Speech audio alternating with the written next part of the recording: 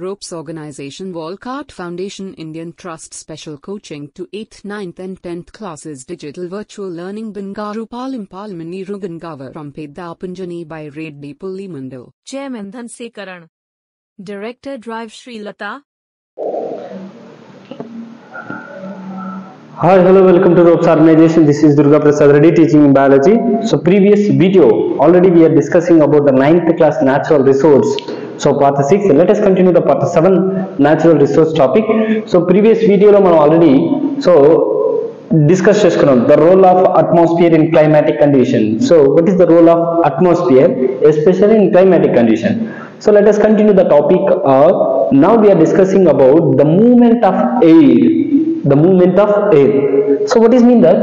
So air యొక్క movement ఏంటి, ఎలా జరుగుతుందని, సో దానికి సంబంధించినటువంటి టాపిక్ మనము ఇప్పుడు డిస్కస్ చేసుకోబోతున్నాం.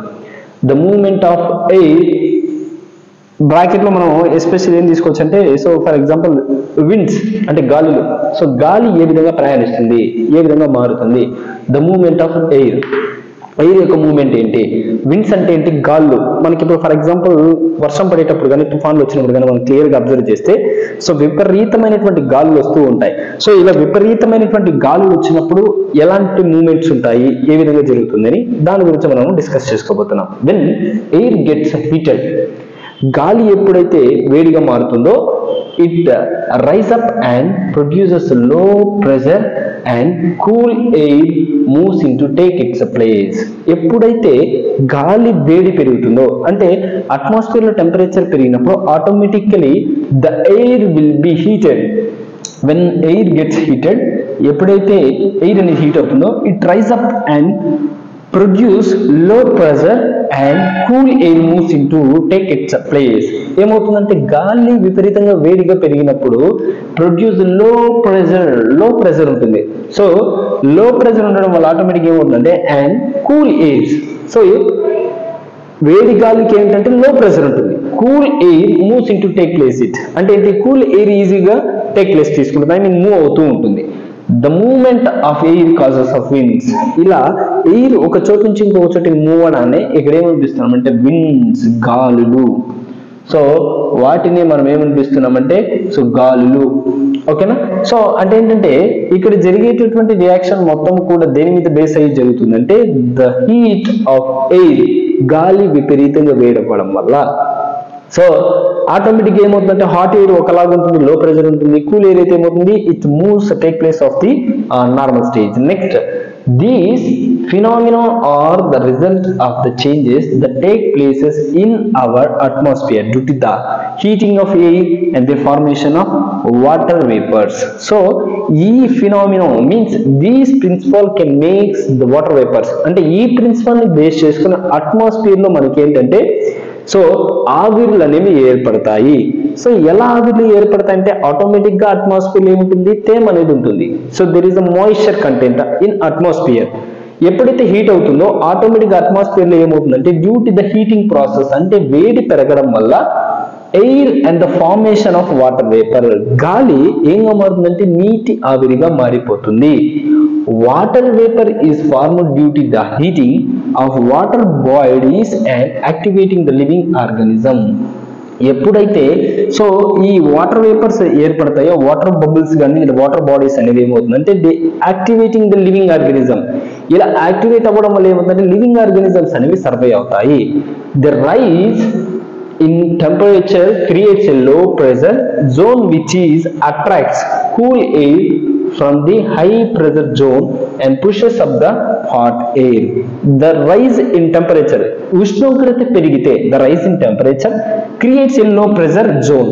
ఆటోమేటిక్ టెంపరేచర్ పెరిగితే ఏమవుతుంది, they create a low pressure zone. అంటే ప్రెషర్ చాలా తక్కువ ఉంటుంది, ప్రెషర్ జోన్ చాలా తక్కువ ఉంటుంది.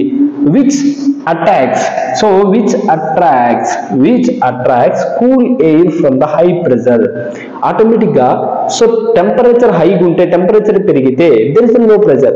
టెంపరేచర్ మనకి హై కండిషన్ లో ఉంటే సో ఆటోమేటిక్ గా ప్రెషర్ ఎలా ఉంటుంది, లో కండిషన్ లో ఉంటుంది.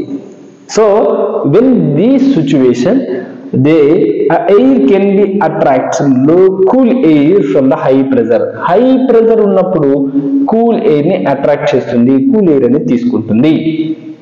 So pressure zone and pushes up the hot air. So ఈ విధంగా చేంజ్ అవ్వడం వల్ల ఏమవుతుందంటే they can push the hot airs. Hot airs ఏం చేస్తాయి, ఏవైతే వేడిగా గాలు ఉంటాయి వాటిని ఏం చేస్తాయి, పుష్ చేస్తూ ఉంటాయి. So the atmosphere can be heated from the below by the radiation that is reflected to the back or radiated by the land or water bodies. So ఎప్పుడైతే రేడియేషన్ పెరుగుతుందో, హీట్ పెరిగితే ఆటోమేటిక్గా ప్రెజర్ తగ్గిపోతుంది. Pressure తగ్గిపోతే ఏమవుతుంది, they can transfer ఈజీగా transfer అవుతుంది. So this is reflected by back or radiated by the land or water bodies. So land మీద కానీ లేదా వాటర్ మీద కానీ రేడియేట్ అనేది జరుగుతుంది. So on being heated convection currents are step off in the air, ఆటోమేటిక్గా మనకి ఏంటంటే హీట్ ప్రాసెస్ జరిగినప్పుడు గాలిలో చేంజెస్ అనేవి జరుగుతాయి. సో ఆటోమేటిక్గా మనకి ఎయిర్లో చేంజెస్ అనేవి వస్తుంది. So can you see here, various other factors also influence the wind. And not only the temperature they are involving to changes of winds, but there is another, so that is the change.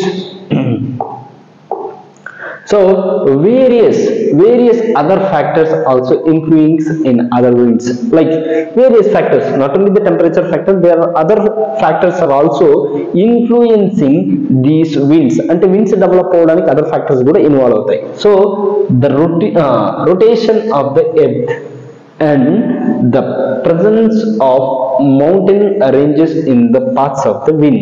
So ikkada ee rendu kuda entante, so the changes of winds లో changes అనేది తీసుకొస్తాయి. ఒకటి ఏంటంటే భూమి, earth, and so presence of mountain ranges అంటే ఏంటి, భూమి మీద ఉన్నటువంటి కొండలు పర్వతాల యొక్క ఎత్తును బట్టి కూడా ఏంటంటే గాలిలో చేంజెస్ అనేవి వస్తాయి, ఎయిర్ మూవ్మెంట్ లో చేంజెస్ అనేవి వస్తాయి.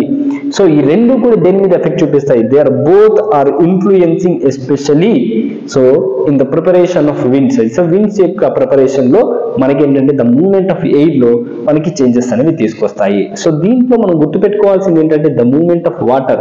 సో విండ్స్ లో ఒకటి టెంపరేచర్ పెరిగితే ఆటోమేటిక్ గా లో ప్రెజర్ ఉంటుంది, సో టెంపరేచర్ తగ్గితే ఏమవుతుంది, హై ప్రెజర్ ఉంటుంది, ఆటోమేటిక్ గా కూల్ ఎయిర్ అనేది ఉంటుంది. సో టెంపరేచర్ పెరిగితే ఆటోమేటిక్ గా ఎయిర్ మూవ్మెంట్ ఈజీగా ఉంటుంది. So when increasing the atmospheric of radiation, so వాతావరణంలో రేడియేషన్ పెరిగితే they may be changes of or form of winds అనేది ఏర్పడతాయి. So various other factors are also involve influencing the winds. So winds ఏర్పడడంలో మనకి various different variations so కనిపిస్తూ ఉంటాయి. So దాంట్లో ఏంటంటే the rotation of the earth అంటే ఏంటి, రిపీటెడ్ గా మట్టిని మార్చడం, ల్యాండ్ ప్రిపరేషన్, అగ్రికల్చర్ లో ఇలాంటి వాటిలో మనం ఏం చేస్తాం, రొటీన్ గా ల్యాండ్స్ ని మారుస్తుంటాం, సాయిల్ ని చేంజెస్ చేస్తూ ఉంటాం, earth. So this is also most important factor. Not only that, the presence of mountain or the presence of mountain ranges in the parts of the way. So మనం కొండ ప్రాంతాలుగా మనం observe చేస్తే అక్కడ ప్రయాణించినప్పుడు అక్కడ ఉన్నటువంటి గాలి తీవ్రత కానీ మనం క్లియర్ గా అబ్జర్వ్ చేయొచ్చు. సో మౌంటైన్ రేంజెస్ లో తర్వాత ఎర్త్ భూమి మీద మనకి వేరియేషన్స్ అనేవి కనిపిస్తాయి, especially the wind changes. So this is the topic of today's class. We are discussing about natural resources లో the movement of air. So water యొక్క మూవ్మెంట్ ఏంటి, విండ్స్ ఎలా ఫామ్ అవుతాయి, దాని గురించి మనం డిస్కస్ చేసుకున్నాం. సో ఎయిర్ యొక్క మూవ్మెంట్ ఎలా ఉంటుంది, విండ్స్ ఎలా ఏర్పడతాయి. సో దీనికి సంబంధించిన ఏమైనా డౌట్స్ ఉంటే మీరు కామెంట్ బాక్స్ లో కామెంట్ చేయండి. థ్యాంక్ యూ అన్నమాట.